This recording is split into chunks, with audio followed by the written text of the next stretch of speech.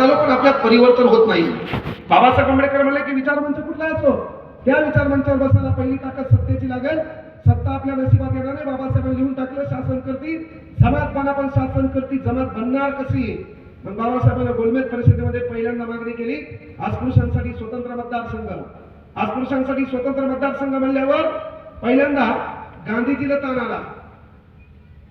गांधीजीचं म्हणणं आलं जर अस्पृश्यांसाठी स्वतंत्र मतदारसंघ ही घोषणा मान्य झाली तर हिंदू धर्माचं विभक्तीकरण होईल. आणि म्हणून गांधीजीने अस्पृश्यांच्या स्वतंत्र मतदारसंघासाठी विरोध केला. बाबासाहेब थांबले नाही. दुसऱ्या गोलमेज परिषदेला गांधीजी आले. 5 मार्च 1931 ला गांधी आयर्विन करार झाला. गांधीजीने मागणी काय सांगितली, सविनय कायदेभंग चळवळीचे लोक अटक झालेत त्यांची सुटका करा. मिठं ज्या ठिकाणी निर्माण होत आहे त्याच्या कोषागाराचा जे मिठागर आहेत ते भारतीय लोकांना खुले करून द्या. सविनय कायदेभंग चळवळीतील नेत्यांची अटक झालेली सुटका करा. पण त्याच्यामध्ये अस्पृश्यांच्या स्वतंत्र मागणीसाठी गांधीने तिथेही विरोध केला. गांधीजी सत्याग्रहाला बसले.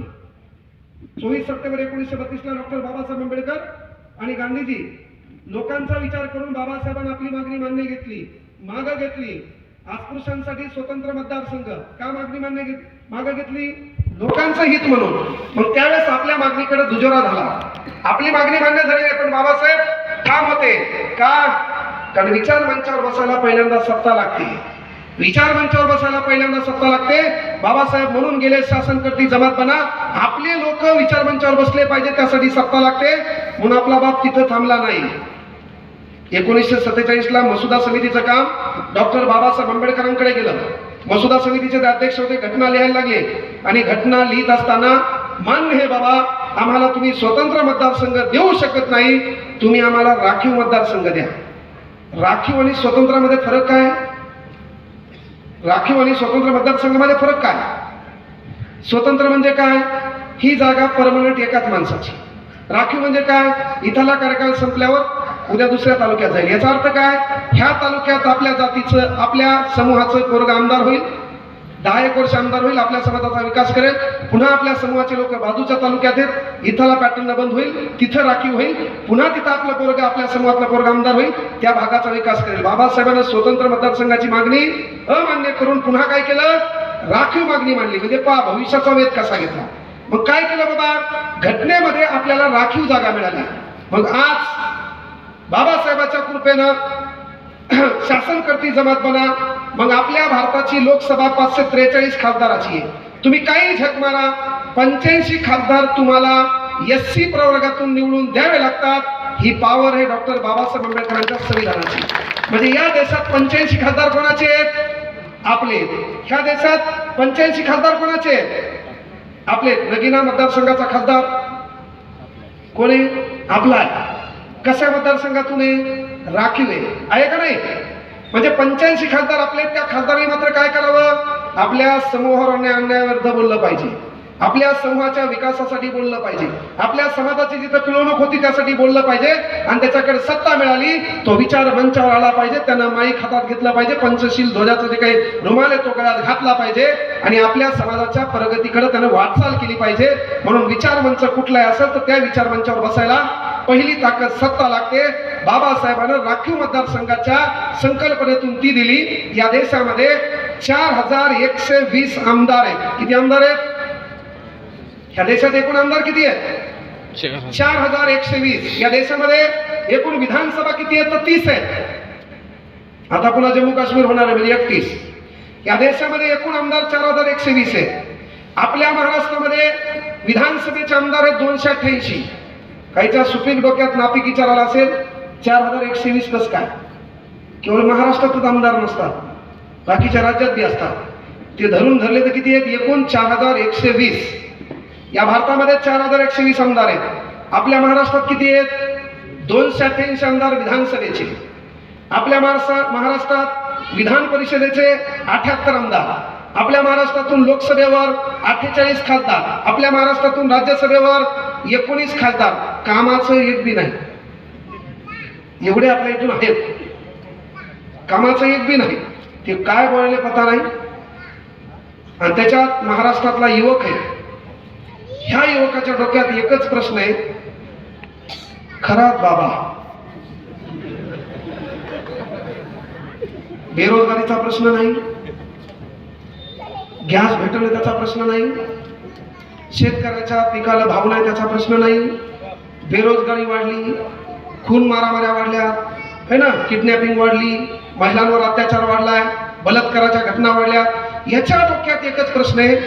8 व्हिडिओ पाहिलेत, बाकीचे काही येतात, बेजार येते. अनेक लोकांनी टेलिग्रामवर चॅनल काढले, हो बाबा खराचे व्हिडिओ केवळ 100 रुपयात फुल HD. काय प्रबोधन होणार याचं? पहिले जर महाराष्ट्र सुधारायचं असेल ना, याच्याकडलं 2 GB नेट बंद व्हायला पाहिजे. ते तर आता अनलिमिटेड झालं. आणि यायचा ग्रुप आहे, हो याच्या ग्रुपचं नाव आहे पुन्हा रात्रीच खेळ चालेल. एकमेकाला साईट पाठवली www. सध्या बेजारमध्ये युवक वर्ग चाललाय कोणीकडे. युवक वर्गाकडे 2 GB नेट आहे, अनलिमिटेड नेट आहे. ते नेट बंद करावं लागेल. याच्याकडे नेट पाहिजे 50 MB. व्हिडिओ दाबलं ना असं जुरू चालू झालं पाहिजे, पुन्हा बंद पडलं पाहिजे. तेवढा काळ बेकार याच्यावर आला पाहिजे. कारण आता मोबाईलवर नेट एवढा असल्यामुळं कसा व्हिडिओ कॉल कर, कधी बी कर, कसा चेहरा पाय, बिना अंघोळीचा, कपडे असलेला आणि कपडे नसलेला, काय सुधारणा होणार आहे? यानं महाराष्ट्र बदलणार आहे का? यानं महाराष्ट्र बदलत नाही. सांगायचं तात्पर्य एकच आहे, बाबासाहेबांनी पहिल्यांदा काय केलं तर या देशामध्ये 4120 आमदार आहेत. तुम्ही काही झक मारा, 614 आमदार तुम्हाला या देशात SC प्रवर्गातून निवडून द्यावे लागतात. ही पॉवर आहे डॉक्टर बाबासाहेब आंबेडकरांच्या संविधानाची. म्हणजे आपले या देशात किती आमदार आहेत? 614. या देशामध्ये आपले आमदार किती आहेत? 614. मग आमदार इथं आल्यावर तुम्ही तुमच्यात बसणार का इथं बसणार? आमदार कुठं बसणार? कारण विचार मंचावर बसायला पहिली ताकद लागते सत्ता. विचार मंचावर बसायला पहिली ताकद काय लागते? सत्ता. आपल्या बापानं, आपल्या माईनं आपल्या लेकराला हे शिकवा. महत्वाचा संदेश तोच आहे की विचार मंच कुठला असो, त्या विचार मंचावर बसायला पहिली सत्ता लागते. सत्ता आपल्या नशिबात यावी म्हणून आपल्या बापानं घटनेमध्ये 614 जागा आपल्याला आमदारासाठी, 85 जागा खासदाराच्या आपल्यासाठी राखीव ठेवल्या. त्यानंतरही ग्रामपंचायत पासून भारताच्या लोकसभेपर्यंत प्रत्येक ठिकाणी आपल्यासाठी राखीव जागा आहे. प्रत्येक सरपंच उपसरपंच कोणी असो त्याच्या डोक्यात पहिला ताण येते, राखीव त्याला सुटले. हो पहिला ताण येते का नाही? ग्रामपंचायत राखीव कोणाला सुटली म्हणलं ताण येते का नाही? मग राखीव कोणाला सुटलं म्हणले SC ला, त्याच्या डोक्यात पुन्हा विचार येते, दगडापेक्षा इट मऊ. राखीव जर SC सुटला असेल तर त्याच्यात गंधावालं कोण आहे पहा. निळ्या गंधावाला पाहू नका, गंधावाला कोण आहे ते पहा. हे रियालिटी आहे. यावरून सुरुवात काय केली ती? नेता आपल्या घरात आला, बाबासाहेबाचा फोटो दिसला की काय करायला? कडक जय भीम, निळा जय भीम, मानाचा जय भीम. आपल्याला वाटायला बेन आपलंच आहे, आपल्याला वाटायला बेन आपलंच आहे. तर आपल्या घरात आहे, मात्र बहुजनांच्या घरात तो फोटो नाही. आपल्या घरात एंट्री मारल्यावर बाबासाहेब आंबेडकर, छत्रपती शिवाजी महाराज, राजश्री शाहू महाराज, महात्मा ज्योतिबा फुले एका बाजूला एक आहेत. बाहेरचा नेता आल्यावर कोणाचं नेमकं आतलं बेन आहे कोणाचं? ही रियालिटी आपल्याकडे, पण त्या लोकांकडे नाही. कारण आजही राजश्री शाहू महाराजांची जयंती करायची ना, आजही या महाराष्ट्रात राजश्री शाहू महाराजांची जयंती करायची असेल आणि शाळेमध्ये फोटो नसेल तर तो फोटो नक्की बौद्धवाड्यात भेटतो. ही या महाराष्ट्राची खऱ्या अर्थानं सध्याची सद्यस्थिती. जर समजा जयंती राजश्री शाहू महाराजांची करायची असेल तर फोटो शाळेत नसेल तर साहजिक शिक्षक विद्यार्थ्याला सांगेल जा बुधवाड्यात जाय, तिथं फोटो भेटेल का? आपला समाज भावनिक नाही, आपला समाज खातो त्या मिठाला जागणार आहे. आपला समाज खातो त्या मिठाला जागणार आहे. जगामध्ये बाबासाहेब आंबेडकरांनी एवढी जयंती मोठी का होत नाही? तुमचा आमचा उद्धार बाबासाहेबांनी केलाय म्हणून आपण खातो त्या मिठाला जागतो. बाबासाहेबांनी केवळ मिठच नाही, हो पंच पक्वानाचं ताट आपल्या पदरात दिलेले. आपल्या बापदाद्यांच्या पिढ्यानपिढ्या गेल्या तरी उपकार फिटणार आहेत का? नाही. केवळ उपकार भारतावर आहेत का? तर जगातल्या 157 राष्ट्रामध्ये आपल्या बापाची जयंती धूमधडाक्यात साजरी होती. ही साधी सुधी गोष्ट नाही. त्यासाठी जगासाठी काही करावं लागतं. आपण काय करायलो? आपलीच माडी, आपलीच गाडी आणि आपल्याच बायकोची गोल गोल साडी. ह्याच्या बाहेर आपल्याला काही घेतलेलं नाही. प्रत्येक जण त्याच्यात बेजार आहे. सांगायचं तात्पर्य, बाबा सत्ता आपल्याकडे आली. मग बाबासाहेबांनी सांगितलं केवळ सत्तेच्या भरोश्यावर खुर्चीवर बसता येईल का? तर खुर्चीवर बसण्यासाठी दुसरी गोष्ट आहे मालमत्ता. मग मालमत्ता म्हणजे लोकांच्या मुंड्या मोडायच्या का? मालमत्ता म्हणजे भ्रष्टाचार करून पैसा कमवायचा का? मालमत्ता म्हणजे खंडणी मिळून पैसा कमवायचा का? मालमत्ता म्हणजे गुल्ल्या, बादशाह, राणी, चौकट, खुल्ली, शुक्रवार आकडा नंबर 7 कल्याण चौफेर मटका खेळतो, जंगली रमी पे आओ ना महाराज. पैसा सात्विक मार्गाने कमवायचा आहे. म्हणजे विचार मंचावर बसायला पहिले सत्ता लागते. सत्ता आपल्याकडे नसेल तर दुसरी गोष्ट आहे, मालमत्तेच्या भरोश्यावर आपल्याला भारतातल्या कुठल्याही स्टेजवर बसता येतं. समजा इथं एखादा उद्योगपती आला, ज्यानं लाखो लेकरांना उद्योग दिला, त्याला तुम्ही तुमच्यात नाही बसवणार, इथं बसवणार. मग विचार मंचावर बसायला पहिली ताकद सत्ता लागते.